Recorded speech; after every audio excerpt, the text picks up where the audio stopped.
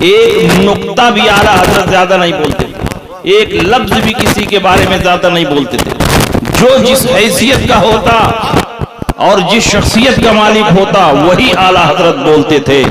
الحمدللہ ایسی شخصیتوں نے مولانا عبدالوحید فردوسی صاحب کو غسل دیا، کفن پہنایا، اور جب قبر میں اتارا جا رہا تھا تو اعلیٰ حضرت بے خود ہو گئے، بے چین ہو گئے، اور اعلیٰ حضرت خود ہی برجستہ قبر میں اتر گئے اور فرمایا کہ عاشق رسول کو دیکھنا ہو تو مولانا عبدالوحید کے چہرے کو دیکھ لو۔ یہ شان ہے ان کی۔ الحمدللہ یہ سرزمین ہر دور میں ممتاز رہی ہے اور اپنے علم و فضل اور کارناموں کے اعتبار سے ہمیشہ ممتاز رہے گی۔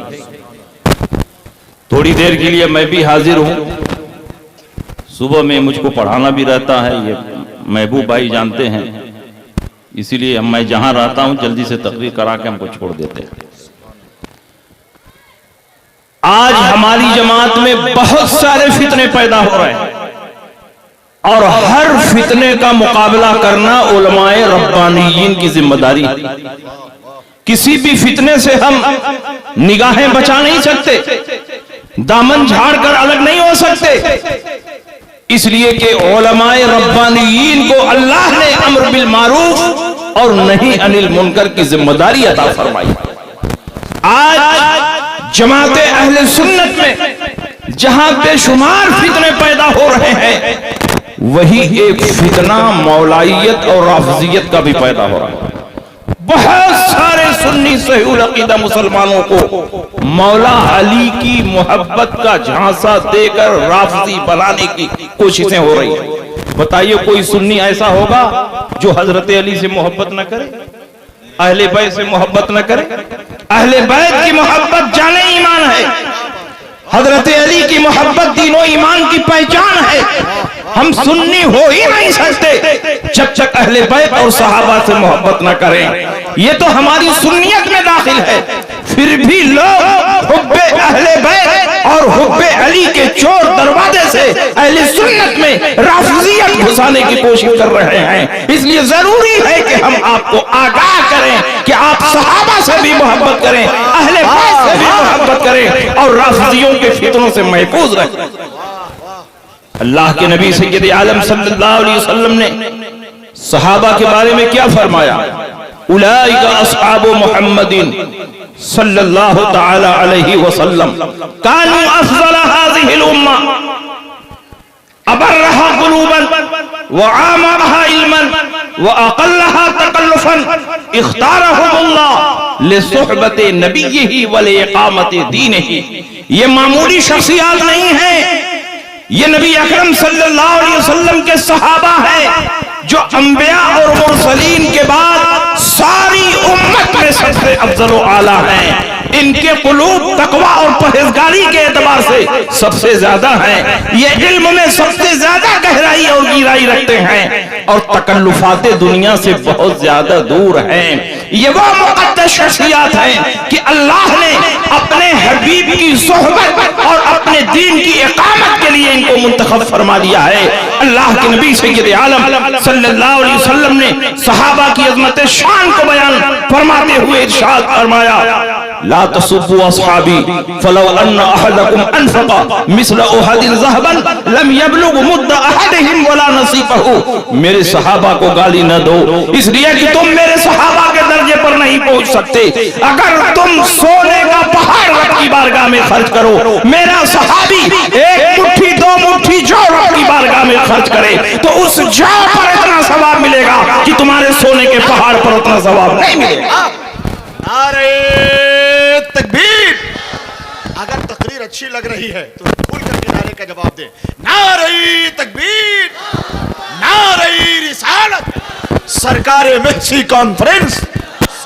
اللہ کے نبی سید عالم صلی اللہ علیہ وسلم نے جہاں صحابہ کی عظمت شان کو بیان فرمایا، کسی صحابی کی تخصیص نہیں کی ہے۔ قبل فتح مکہ کے صحابہ ہوں، بعد فتح مکہ کے صحابہ ہوں، اولین سابقین میں سے ہوں، یا بعد کے صحابہ میں سے ہوں، جہاں صحابہ کرام کی فضیلت کو رسول پاک نے بیان فرمایا ہے، مطلق بیان فرمایا ہے۔ اس لیے صحابہ کرام کے فضائل والی حدیثوں میں اگر صدیق اکبر شامل ہے، عمر ابن خطاب شامل ہے، عثمان غنی شامل ہے، حضرت علی شامل ہے، تو ابو سفیان بھی شامل ہے، طلحہ بھی شامل ہے، زبیر بھی شامل ہے، امیر معاویہ بھی شامل ہے۔ اس لیے ہم صحابہ کے درمیان تفریق نہیں کر سکتے، ہر صحابی ہمارے لیے قابل احترام ہے، قابل تعظیم ہے۔ اور قرآن عظیم میں تو جگہ جگہ صحابہ کی عظمت شان کو بیان فرمایا۔ قرآن عظیم میں اللہ نے فرمایا لا يستوی منکم من انفق من قبل الفتح وقاتل اولئک اعظم درجۃ من الذین انفقوا من بعد وقاتلوا وکلا وعد اللہ الحسنى۔ جو لوگ فتح مکہ سے پہلے مسلمان ہوئے اور جنہوں نے فتح مکہ سے پہلے جان و مال کی قربانی پیش کی اور جنہوں نے فتح مکہ کے بعد جان و مال کی قربانی پیش کی، دونوں برابر نہیں ہو سکتے۔ فتح مکہ سے پہلے والوں نے بہت عظیم قربانیاں پیش کی ہیں، اس لیے ان کا درجہ بہت بلند ہے، لیکن ایک نقطے پر سارے صحابہ جمع ہیں۔ وَكُلًّا وَعَدَ اللَّهُ الْحُسْنَى، اللہ نے سارے صحابہ سے جنت کا وعدہ فرما دیا ہے۔ جب سارے صحابہ جنتی ہیں تو ہم کسی بھی صحابی کو دوزخی نہیں مان سکتے۔ جو کسی بھی صحابی کو جہنمی مانے وہ اللہ کا باغی ہے، مسلک کا دشمن ہے۔ اور قرآن عظیم میں اللہ نے فرمایا والسابقون الاولون من المہاجرین والانصار والذین اتبعوهم بإحسان رضی اللہ عنہم ورضوا عنہ۔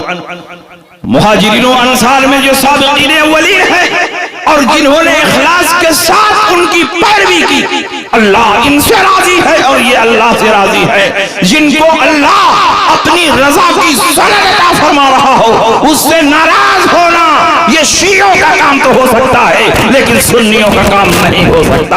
اس لیے ہم ہر صحابی سے راضی ہیں، اور خصوصیت کے ساتھ حضرت علی کرم اللہ تعالی وجہ الکریم، جب صحابہ کے فضائل بیان کیے جائیں تو علی اس میں بھی شامل ہیں، جب خلفائے راشدین کے فضائل بیان کیے جائیں تو علی اس میں بھی شامل ہیں، جب اہل بیت اطہار کے فضائل بیان کیے جائیں تو علی اس میں بھی شامل ہے، نبی کے گھر والوں کے فضائل بیان کیے جائیں تو علی اس میں بھی شامل ہے، اور نبی کے رشتہ داروں اور خونی تعلق رکھنے والوں کے فضائل بیان کیے جائے تو قرابت داروں میں بھی حضرت علی شامل ہے، عشرہ مبشرہ کے فضائل بیان کیے جائے تو علی اس میں بھی شامل ہے۔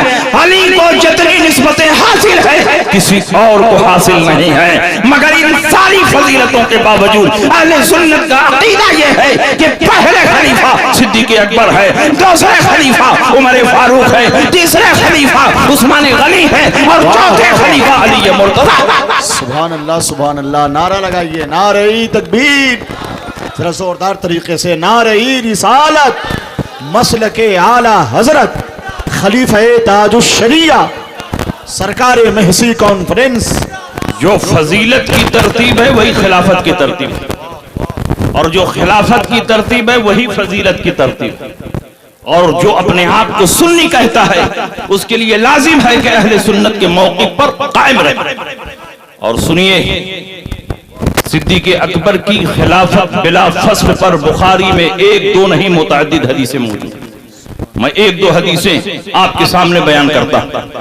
جب اللہ کے نبی سید عالم صلی اللہ علیہ وسلم بیمار ہوئے، سخت بیمار، جس بیماری میں آپ کا وصال ہوا، 13 دن مسلسل اللہ کے نبی بیمار رہے۔ اس بیماری کو مرض الموت کہتے ہیں کیونکہ اسی میں رسول پاک کا وصال ہوا۔ 13 دن مسلسل اللہ کے نبی بیمار رہے اور اس کے بعد دنیا سے تشریف لے گئے۔ 13 دنوں میں 5 دن دیگر ازواج پاک کے پاس رہے اور 8 دن اخیر کے حضرت عائشہ صدیقہ کے حجرے میں گزرے۔ جب اللہ کے نبی دیگر ازواج پاک کے پاس تھے تو روزانہ فرماتے تھے کل میں کہاں رہوں گا، کل میں کہاں رہوں گا۔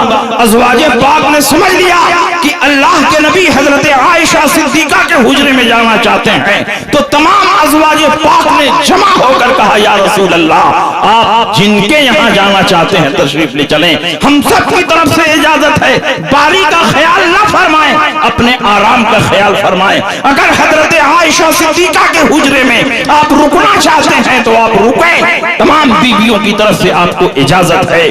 اللہ کے نبی سید عالم صلی اللہ علیہ وسلم حضرت عائشہ کے حجرے میں جانے کے لیے تیار ہو گئے، اور کس شان سے نبی حضرت عائشہ کے حجرے میں جا رہے ہیں، ایک طرف سے حضرت عباس نبی کا کاندھا پکڑے ہوئے ہیں، دوسری طرف سے حضرت علی نبی کا کاندھا پکڑے ہوئے ہیں، اور حضور علیہ السلام کے پاؤں زمین پر نہیں پڑ رہے ہیں، حضور چل کر نہیں جا رہے ہیں، بلکہ حضور کے پاؤں کے دونوں انگوٹھے زمین پر کھسک رہے ہیں، رگڑ کھا رہے ہیں، زمین پر خط بن رہا ہے۔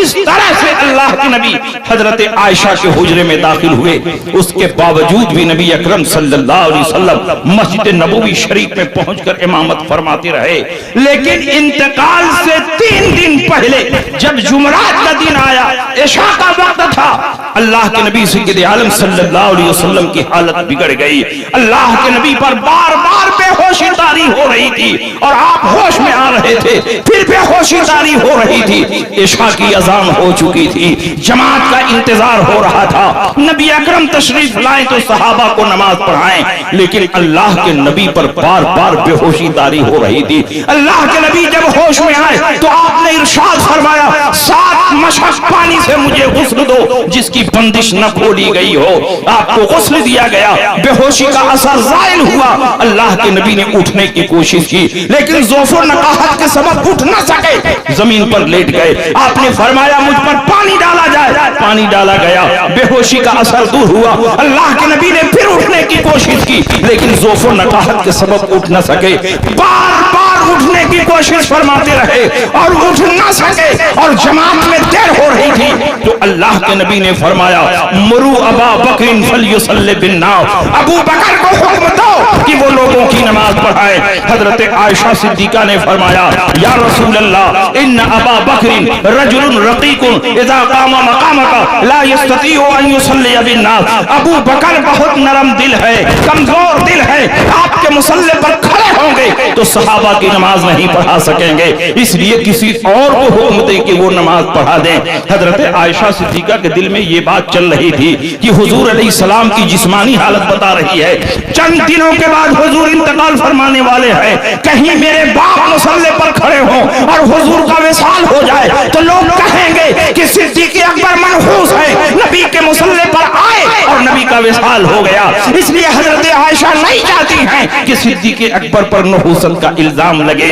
حضرت عائشہ نے فرمایا یا رسول اللہ کسی اور کو نماز پڑھانے کے لیے حکم دے، نبی نے فرمایا مرو ابا بکر فلیصلی بالناس، ابو بکر کو حکم دو لوگوں کی نماز پڑھائیں۔ حضرت عائشہ نے پھر وہی عذر پیش کیا، نبی نے فرمایا ابو بکر کو حکم دو لوگوں کی نماز پڑھائیں۔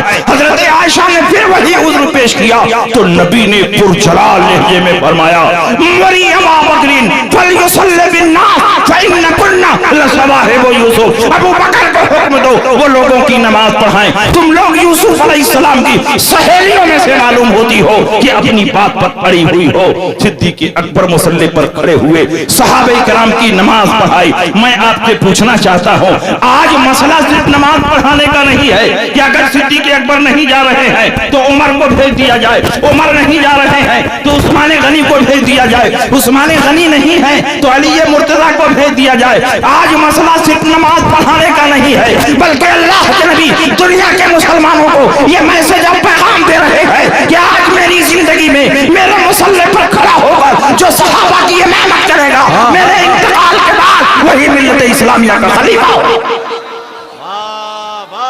نعرہ تکبیر، نعرہ رسالت، سرکار محسی کانفرنس۔ تو اللہ کے نبی نے صدیق اکبر کو اپنے مصلی پر کھڑا کیا، اور صدیق اکبر نے نبی کی زندگی میں 17 وقتوں کی امامت فرمائی۔ حضرت علی کا بیان ہے کہ میں وہیں پر موجود تھا، میں غائب نہیں تھا، میں بیمار نہیں تھا، صحت مند تھا، اگر نبی چاہتے تو مجھ مجھ کو بھی اپنے مصلی پر کھڑا کر دیتے، لیکن عائشہ صدیقہ بار بار کہہ رہی ہیں کسی اور کو بھیجیے، لیکن نبی فرماتے ہیں ابو بکر کو بھیجو۔ اسی دن میں نے سمجھ لیا کہ مسئلہ صرف نماز پڑھانے کا نہیں، اپنی خلافت کے لیے کسی شخصیت کے انتخاب کا مسئلہ ہے، اس لیے آج کوئی اور نبی کے مصلی پر نہیں جائے گا، وہی جائے گا جو نبی کے وصال کے بعد پوری ملت اسلامیہ کا خلیفہ ہو۔ حضرت صدیق اکبر نے 17 وقتوں کی نماز پڑھائی۔ اب آپ بتائیے اتنا جلسہ سنتے ہیں، وہ کون کون سی نمازیں ہیں؟ 17 وقتوں کی نماز کیسے بنی؟ جمعرات کے دن عشاء کی نماز پڑھائی، جمعہ کو 5 ٹائم جس میں جمعہ بھی شامل ہے، سنیچر کو 5 ٹائم، اتوار کو 5 ٹائم، اور سوموار کو حضور کا وصال ہوا ہے تو فجر کی نماز ابو بکر نے پڑھائی۔ تو 3 دن 5 نمازیں پڑھائی، اور جمعرات کو عشاء پڑھائی، اور سوموار کو فجر کی نماز پڑھائی۔ تو کل 17 وقتوں کی امامت حضرت صدیق اکبر نے نبی کی موجودگی میں کی ہے۔ اور ایک وقت ایسا بھی آ گیا کہ صدیق اکبر مسجد نبوی میں پہنچنے سے متاخر ہو گئے، دیر ہو گئی، تو حضرت عمر ابن خطاب نے چاہا کہ امام صاحب ابھی آنے میں دیر کر رہے ہیں تو میں ہی مصلی پر کھڑا ہو کر کے نماز پڑھا دو۔ تو اللہ کے نبی نے دیکھا کہ عمر آگے بڑھنے کی کوشش کر رہے ہیں، اللہ کے نبی نے فرمایا لا لا لا یا اللہ والمسلمون الا ابا بکر، نہیں نہیں نہیں، اللہ کو اور مسلمانوں کو قبول ہی نہیں ہے سوائے ابو بکر صدیق کے، اس لیے جب صدیق آئیں گے تو وہی میرے مصلی پر کھڑے ہو کر نماز پڑھیں۔ آپ ذرا اندازہ لگاؤ، اس سے اشارہ مل رہا ہے کہ حضور علیہ السلام خود اپنے بعد کے لیے حضرت صدیق اکبر کا خلافت کے حوالے سے انتخاب کر رہے ہیں۔ اور سنیے، جب اللہ کے نبی ہجرت فرما کر مدینہ منورہ تشریف لے گئے تو مدینہ منورہ میں داخل ہونے سے پہلے حضور علیہ السلام نے مسجد قباء جہاں بنی ہے، قباء آبادی تھی، وہاں اللہ کے نبی نے 3-4 دن قیام فرمایا، اور اللہ کے نبی نے اپنے دست مبارک سے ایک مسجد کی بنیاد رکھی جس کو مسجد قباء کہا جاتا ہے، اور 4 ہی دن میں یہ مسجد کمپلیٹ ہو گئی۔ اللہ کے نبی نے خود اپنے ہاتھوں سے پتھروں کو جوڑا، دیواریں تعمیر کی، اور 4 دن میں مسجد کمپلیٹ ہو گئی۔ اس کے بعد اللہ کے نبی طلع البدر علینا کی گونج میں مدینہ منورہ میں داخل ہوئے، اور آپ کی سواری حضرت ابو ایوب انصاری رضی اللہ تعالیٰ عنہ کے مکان کے سامنے ٹھہر گئی، اور اللہ کے نبی کا مال و اسباب اتارا گیا۔ حضرت ابو ایوب انصاری کو میزبانی کا شرف حاصل ہوا، نبی اکرم صلی اللہ علیہ وسلم ان کے مکان پر ٹھہرے، اور ان کے مکان کے سامنے ایک لمبی چوڑی فیلڈ تھی جس میں کھجور کے کچھ درخت تھے، مشرکین کی کچھ قبریں تھیں، لوگ اس میں اپنی کھجوریں سکھاتے تھے۔ اللہ کے نبی نے فرمایا میں چاہتا ہوں کہ اس زمین پر ایک مسجد کی تعمیر ہو جائے۔ اللہ کے نبی نے پوچھا یہ کس کی زمین ہے؟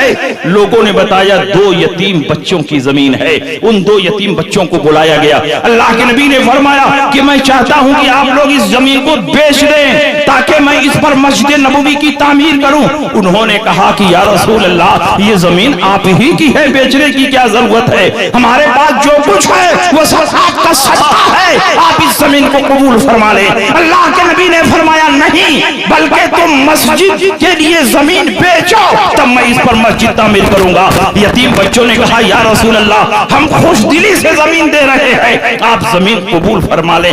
وہ یتیم بچے تھے اور مسجد بغیر پیسے کے دینے کے لیے تیار ہو گئے، اور آج بڑے بڑے سیٹھوں سے مسجد مانگی جائے تو وہ زمین دینے کے لیے تیار نہیں ہوتے ہیں۔ اللہ کے نبی نے فرمایا جب تک تم لوگ قیمت نہیں لوگے میں یہاں مسجد نہیں بناؤں گا۔ جب بچوں نے دیکھا کہ حضور علیہ السلام قیمت دیے بغیر زمین پر مسجد نہیں بنائیں گے، ہم لوگ یتیم ہیں اس لیے اللہ کے نبی بغیر قیمت دیے زمین نہیں لیں گے، تو یتیم بچوں نے کہا حضور اگر آپ قیمت دینا ہی چاہتے ہیں تو صرف 10 دینار عطا فرما دیں۔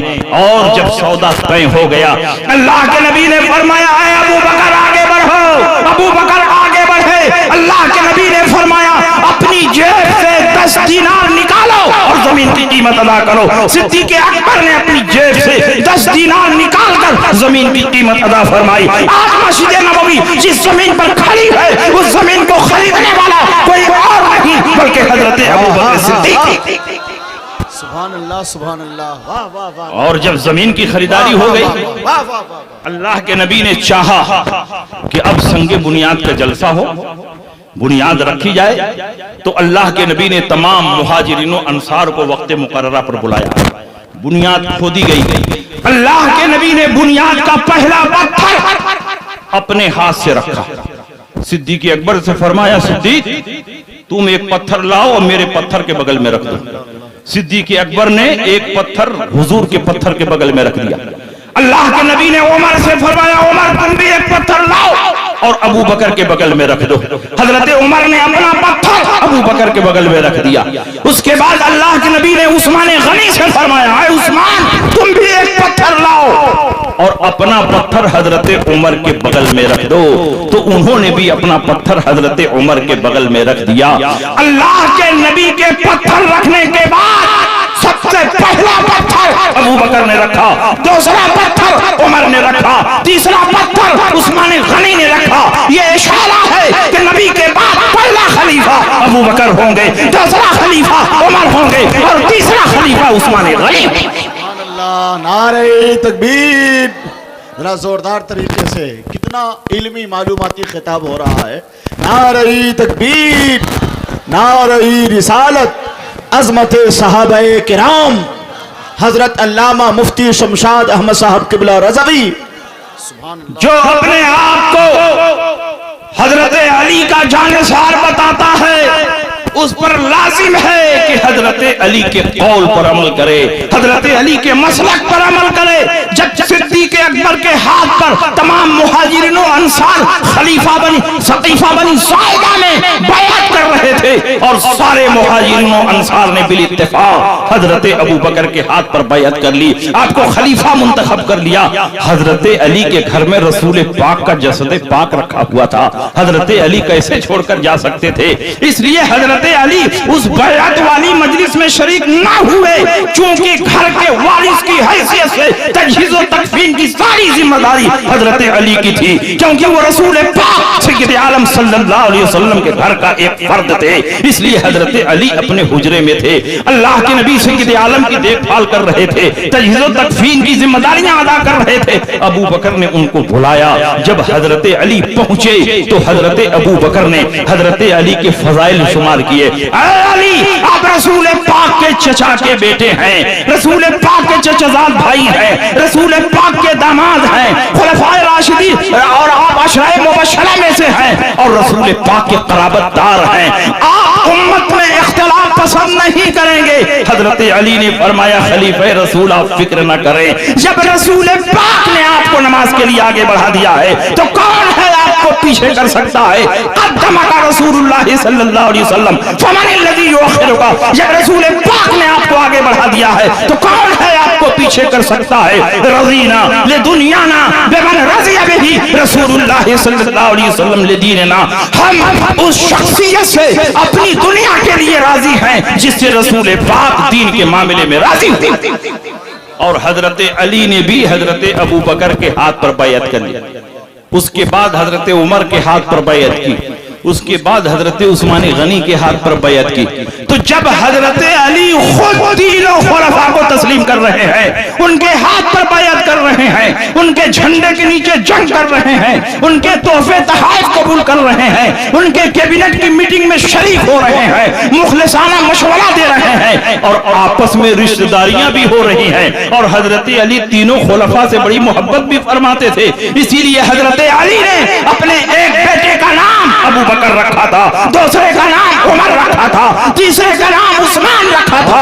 اگر ان خلفاء سے حضرت علی کو عداوت ہوتی تو ان کے نام پر اپنی اولاد کا نام نہیں رکھتے۔ یہ اس بات کی دلیل ہے کہ چاروں خلفاء میں کوئی اختلاف نہیں تھا، سب دین کے لیے کام کر رہے تھے، سب رسول پاک کے دین کو پھیلانا چاہتے تھے۔ تو جو سچا علی والا ہوگا وہ حضرت علی کے راستے پر ضرور چلے گا۔ کیا بات ہے حضرت، کیا پیغام ہے۔